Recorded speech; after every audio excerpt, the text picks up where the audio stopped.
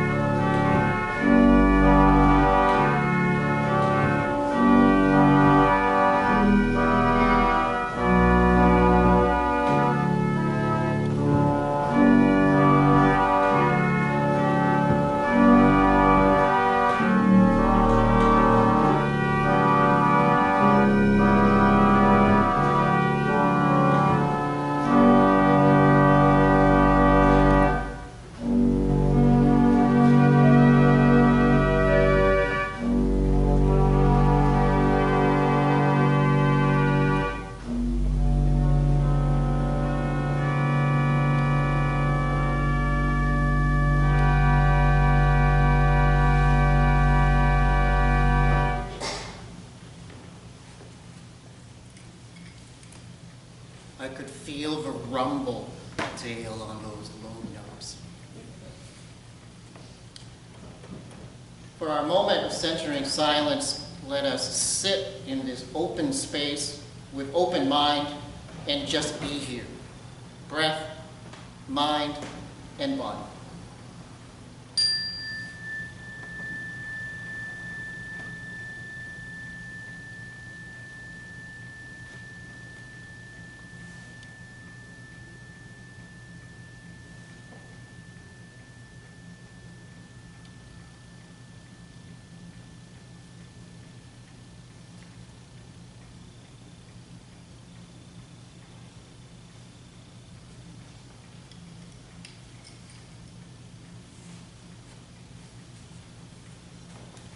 Marty, would you do the honors of lighting our chalice for us this morning?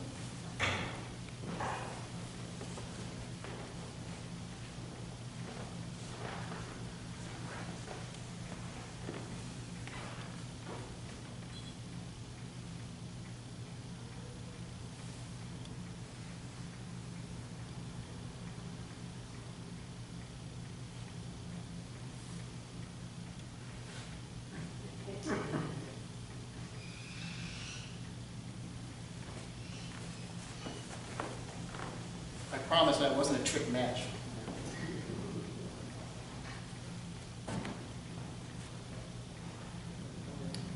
Our chalice lighting comes from an ancient Aztec prayer. Symbol of light and knowledge, symbol of warmth and freedom, we light this chalice as a symbol of our faith. Here we gather to celebrate hope and the infinite possibilities of love. We light our chalice, fragment of stars and sun, to light our hopes and dreams, to make a way for peace and love. Grant me, God, a little light to guide me through this life, this dream that lasts but a day, wherein there are many things on which to stumble and many things at which to laugh, and others like a stormy path along which one goes leaping.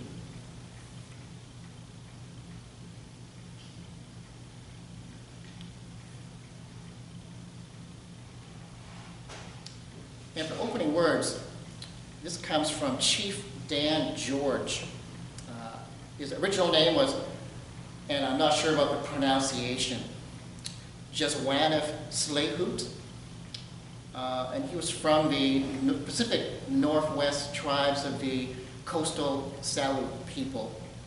And interestingly enough, he was born same day as myself, July 24th. And that's the real reason I picked this out. Born 1899, he was also a movie star. He appeared with Clint Eastwood and Dustin Hoffman in a couple of 1970s films where he was able to play a native role. Many of his writings were very poetic in their nature, and this is one of them. The beauty of the trees, the softness of the air, the fragrance of the grass speaks to me. The summit of a mountain, the thunder of sky, the rhythm of the sea speaks to me. The faintness of the stars, the freshness of the early morning, dewdrops of the flower, or I might add frost, speaks to me.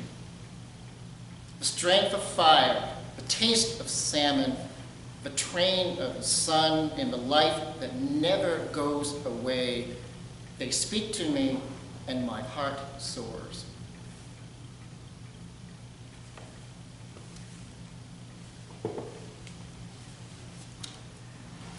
Let us rise and sing this morning number 278 in our great book. This may warm us up a little bit. 278, we'll sing all verses.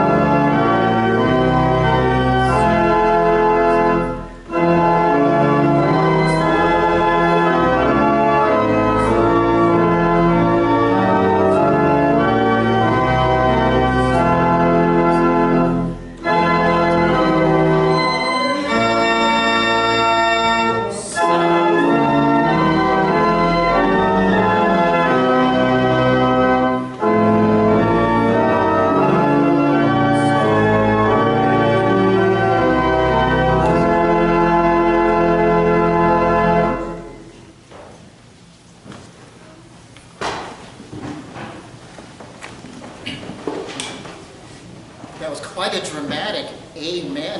For Dave. It's a tie back to my old tradition. I didn't see that one coming. As is our tradition here at the Unitarian Society, let us light candles as we share our life journey together, the ups, the downs, the joys, the sorrows.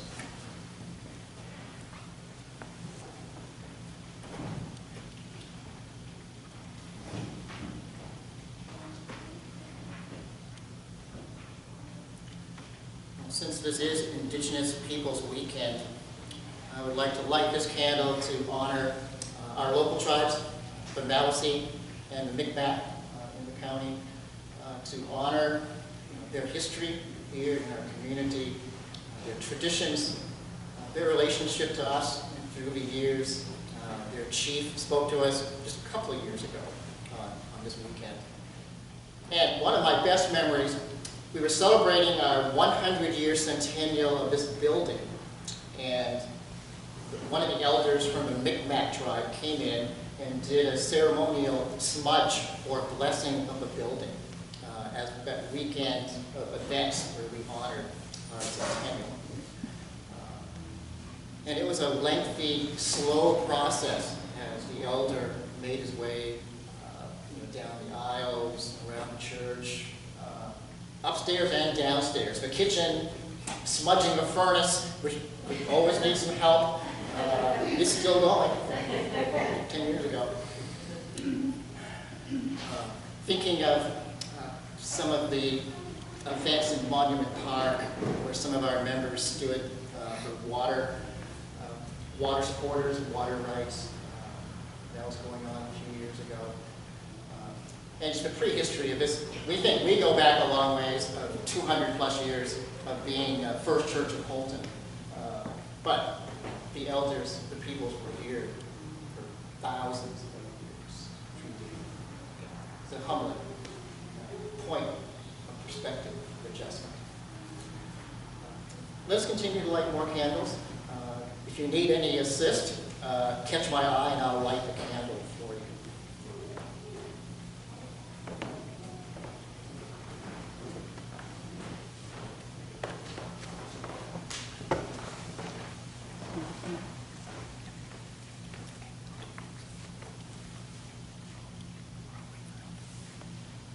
This is a candle of joy and thankfulness for the fact that our cabin in Nova Scotia and the area around it was spared any damage from Fiona. There was damage in all directions. Trees down, power out, and worse, but we got our power back after less than 2 days.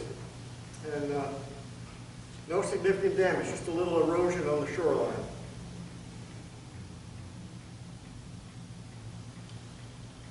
I'd like to light another candle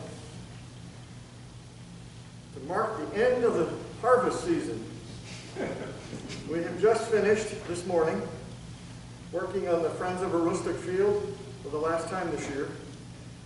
And we gathered what few non-frost damaged goods there still were, but we've got lots in our garage which we'll bring over after the service so people can have various squashes. I think there's already a tray of tomatoes back over here, so help yourself. It's been a great harvest. I'm just sorry the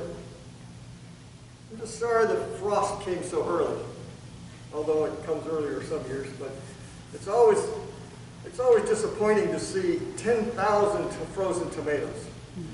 You know, you wish that they could be harvested longer.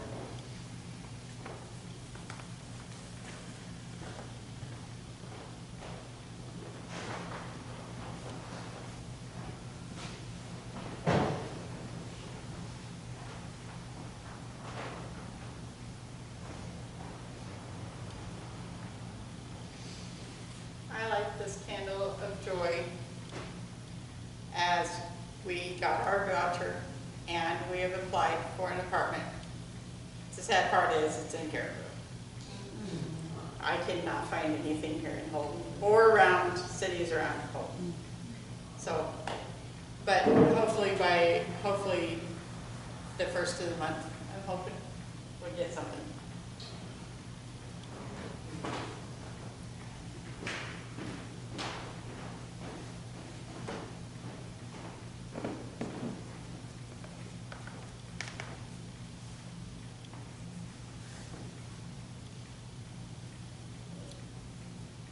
I light this candle for joy and to let everyone know that the barn is finally complete.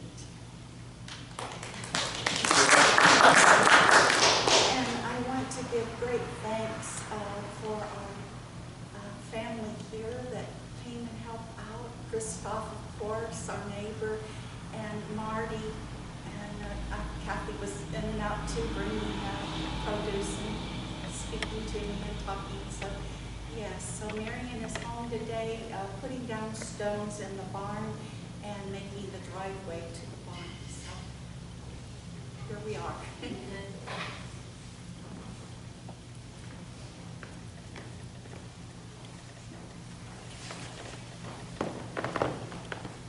This candle's for Dale. This is a candle of concern, care, and hope that Ben and Laura's home and Kathy and Greg's home will be saved from any future bad storms down in New Orleans. Thank you.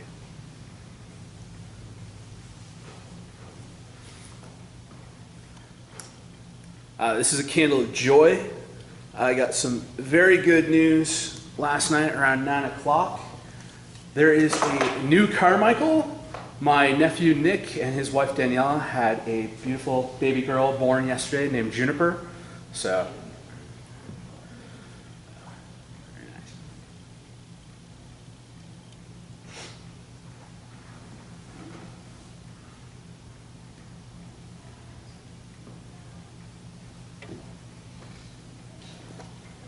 And we're lighting a silent candle for any unspoken prayers this morning, or concerns that we may carry for our world, for our friends. And any names you would like to speak this morning, we'll include those in our circle of compassion.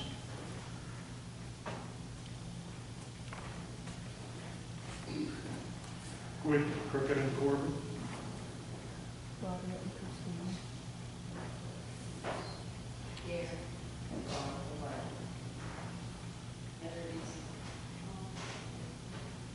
People of Ukraine.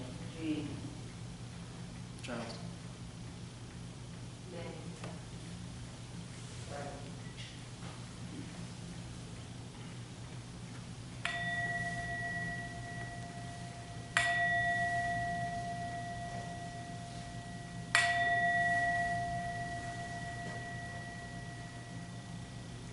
In this world of contention, struggle, and yet incredible beauty, we offer our prayers for healing, good health, sound mind.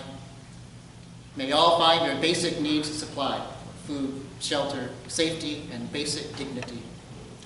May each of us be mindful not only of our own needs, but the needs of others as well. This is our heartfelt prayer on this day. May it be so. Amen, and blessed be.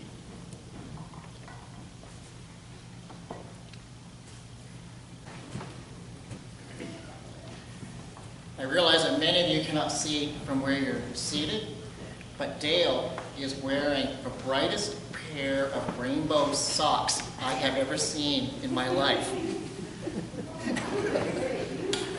And they look warm, Dale. They're warm.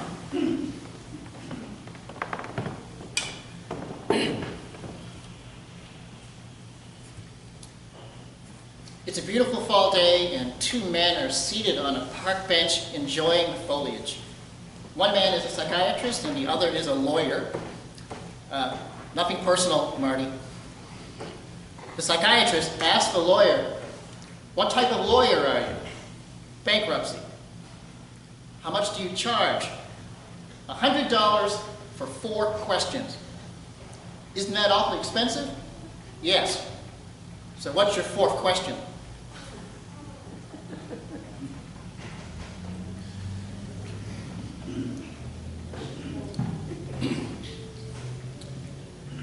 As some of you may or may not be aware of, I served recently a 2-month jury duty term this summer that just finished up about a week ago. This entailed several lengthy jury selection processes and then sitting on a jury for a case that lasted 2 weeks. The judge came into the jury room after we'd finished the case and expressed his appreciation for our efforts, and then he confided in us that it was the longest case he had ever presided over as well. So, over the course of 2 months, I spent more time in a courthouse, both Holton and Caribou, than I have ever spent in my life. And over the course of 2 months, I spent more time with lawyers and legal support professionals than I ever have in my life as well. Hence the joke about the lawyers 4 questions. Isn't that far off? But I must say the courtroom and the courtroom culture is a good example of the influence of setting, of how place and environment can shape what occurs and how it occurs in a particular setting. What we're looking at today in part 2 of our series on belonging is something known as situation crafting. Creating or shaping a situation, even in seemingly small ways, in order to present a sense of belonging.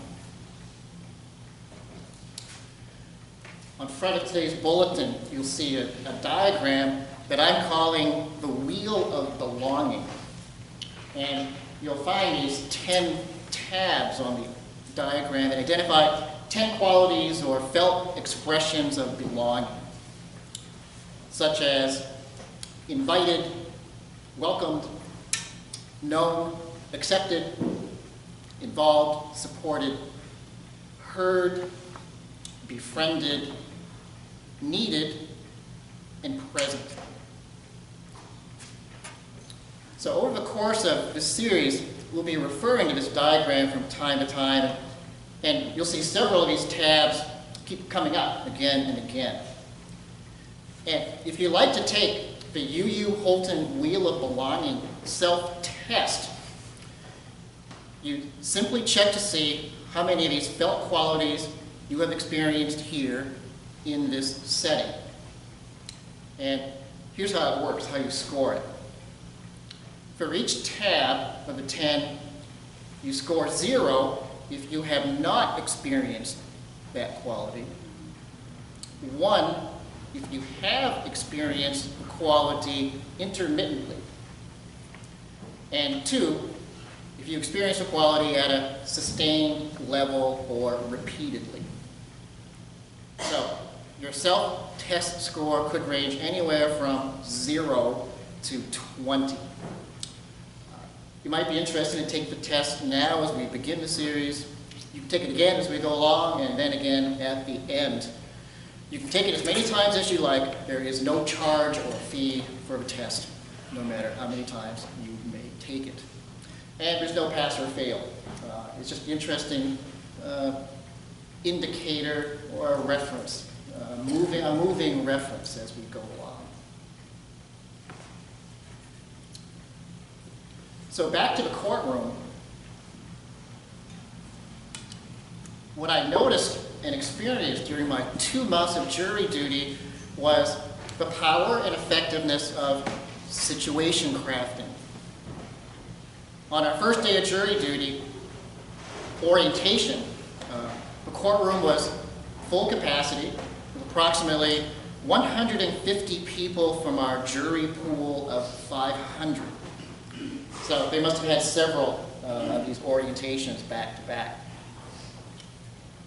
A cross-section of citizens from Aroostook County from all age groups and walks of life, many of them wearing casual attire, shorts, sandals, work boots, baseball caps, etc.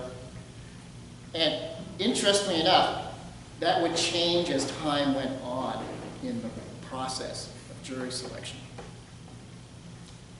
Total silence in the room as we waited for the judge to enter the courtroom. Running behind schedule, which apparently wasn't all that unusual. We saw that over and over again. One of the deputy marshals announced no hats on in the courtroom or cell phones, and then we continued to wait a little bit longer.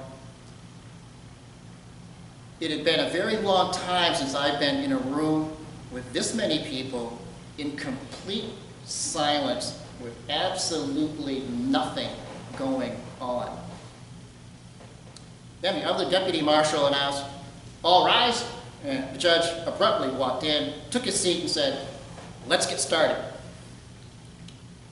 The first thing the judge did was to express his appreciation for each of us being there, and that he was aware of how inconvenient jury duty of this length might be for many of us. Then we received a crash course in Civics 101, which I haven't had since high school junior year, and gave us instructions on our next assignment. Over the course of 2 months, the situation-crafted court culture provided a stable context for each individual to function in whatever role or duty that we had to perform. As the series continues, I'll be sharing more from my courtroom experience from time to time. Already this morning before the service, I mentioned this, and it came up. It's the second book that we selected by DeGrasse Tyson. Apparently there's a whole section in the back related to jury duty and things that happened in the jury room context. So I haven't read the second book yet. We'll be getting closer to that later. Many of us have had our own. I kept running into people the last 2 months saying, "I'm on jury duty." And then they'll talk to me and mention, their experience of when they were on jury duty. And it's been an interesting point of contact that just keeps recurring over and over again, drawing from other people's experiences, contrasting that to mine, and interesting how common a lot of this context is. The term situation crafting is something that the author Jeffrey Cohen, the book is on the altar here, Jeffrey L. Cohen, titled Belonging, The Science of Creating Connection and Bridging Divides, which just came out last month.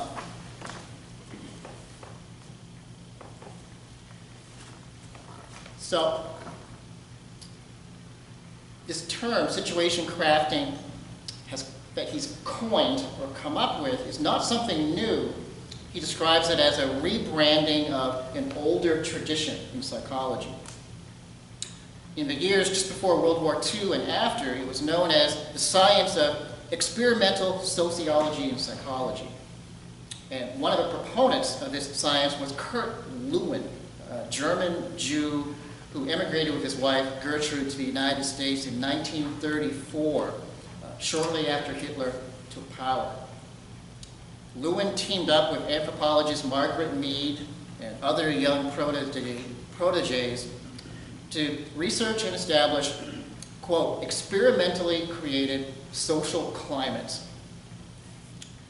Cohen says, rather than just describing and analyzing society as it was, which was what a lot of psychology had been doing up to that point, the goal was to use science to create a new and better world by creating artful situations that unlocked our potential for good even when society seemed to be at its worst. Whereas other social sciences were the science of what is, this was the science of what could be. A science not of human nature or human condition, but of human potential.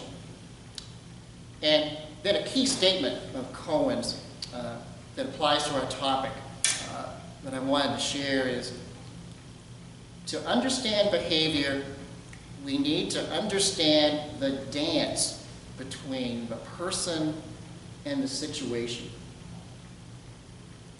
And he keeps describing it as an art form, interaction, or in this case, a dance. No matter what room or situation you may walk into, you are playing the room and reading it. Situation crafting has multiple aims. One, creating a stable setting where a sense of belonging can be established. And secondly, creating a new setting that is conducive to change and transformation. Situation crafting is the science and art of creating space and setting for a sense of belonging and transformation. So what we're going to look at this morning, very briefly, are 5 points of Cohen. In this first chapter, it's titled, The Potential of the Situation, How Situations Shape Us and How We Can Shape Situations, or situation crafting. So he highlights 5 vital resources that you work with in doing this practice of situation crafting. Number 1 is time, or timing. Timing is oftentimes everything. So creating a situation will be most influential, for example, when a person is in need of, or ready for, or open to this new idea. For example, if someone is just moving to a new area, they are looking for new places and new people to connect with. Or if someone is disillusioned with the current group they are involved with, they are more likely to be open to change or to a new group or new ideas. Timing is everything. 2, it's a participatory process. With situation crafting or interventions, change is not coerced, manipulated, or forced in an authoritarian way or directed, but is encouraged as a participatory or democratic process of the individual's own change. Real change, or deep, significant change or lasting change, occurs when it is self-motivated. It's not someone telling you or selling you on an idea. It's when you go through a process where you arrive at the same ownership or conclusion of, I am motivated to do or to be there or to go somewhere. So it's a participatory, involved, engaged process. A third resource for belonging and transformation is the use of reference groups. The group culture that you are a part of can assist, support, and challenge you as you evolve in your own self-identity and development. A reference group is a group of people or a set of values that you can identify with and refer to as you engage and interact with life's great questions. Change groups, and there's a new norm, whatever that might be. Number 4, self-affirmations. One of the most important things a group can do for an individual is to affirm the value and the worth of the individual. At its best, a group provides situational opportunities for people where they can express who they are and to be valued for that when they express it or do it. And this should not sound unusual for Unitarian Universalists, as this is essentially our first principle out of 7. Affirm and promote the worth and dignity of each individual. If a person's self-esteem is shaky, group affirmation can help stabilize or, for the first time, help a person to access that own self-value as a felt experience. In today's bulletin, there's a Brené Brown quote, and she says, when you get to a place where you understand that love and belonging, or your worthiness, is a birthright and not something you have to earn, anything is possible. And one thing that I've learned through the years is to never take for granted that someone has arrived at that own personal conclusion. It's sometimes shaky at best, if absent, totally absent. And I see that as one of the roles of groups, can assist someone to find a home, a place where they feel like a valued individual or part of that group. Because oftentimes it does not happen by itself or someone on their own or from their own family. Ideally, that's where it is initiated, but oftentimes it just doesn't happen. Families can get complicated. That's all I'll say. Moving on.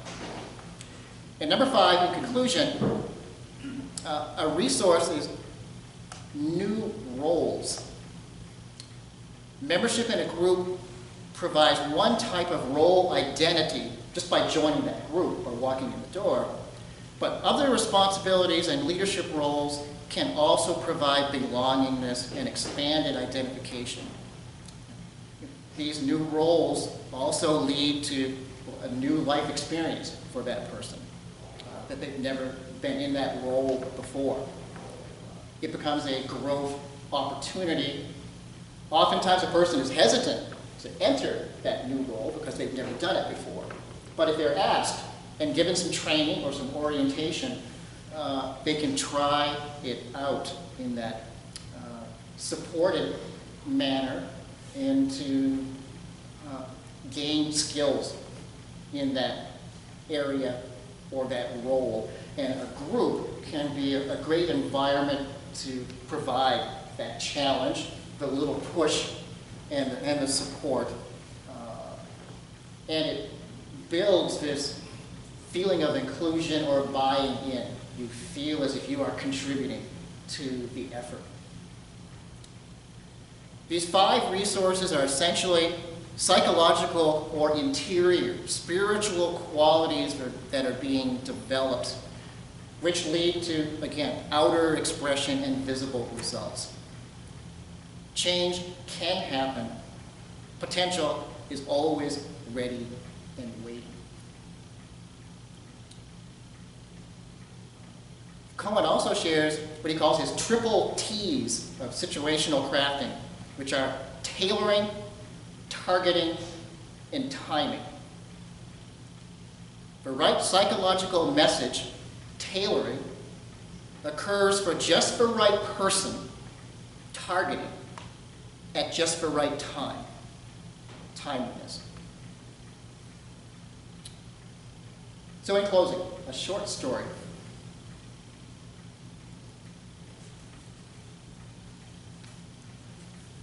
This was years ago, one night in our UU parlor, and we were having a book discussion group of some kind. I don't remember what the book was.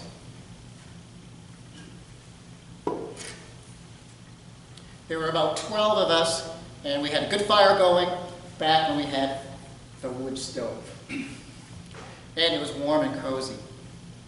I remember we had our chairs lined up in the middle of a room in 2 rows facing each other as we talked. We were in the middle of our discussion when a woman in her mid-30s walked in and joined us. I didn't recognize her, but I didn't think anything of it, assuming someone had told her about the group, and she had simply showed up. The meeting ended, and we were still seated in our chairs, chatting a bit, and by then we were all curious, me included, as to who was the newcomer. When someone asked, she replied, "Well, I thought I was coming to an AA meeting at first. And then I realized it wasn't." But it was such an interesting conversation, and everyone seemed so nice, I decided to stay. I've never seen a group of people have such a long, and thoughtful discussion.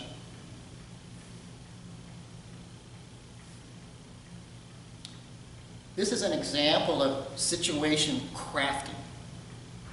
Although this may sound like a newish or psychological term, it's something we have conducted as a spiritual community and religious organization in this town for a long time. We attempt to model the shared values and honor the relationships that we have with each other in many and varied ways. I believe this is the most important thing that we do as a community. We may not be perfect, we may be inconsistent at times in doing so, but our aim is to be true to these highest of aspirations. To belong is a continual process, and we are still practicing and working at it. All we ask of anyone is to give it your best effort. And with that, I will stop talking now. I have talked long enough.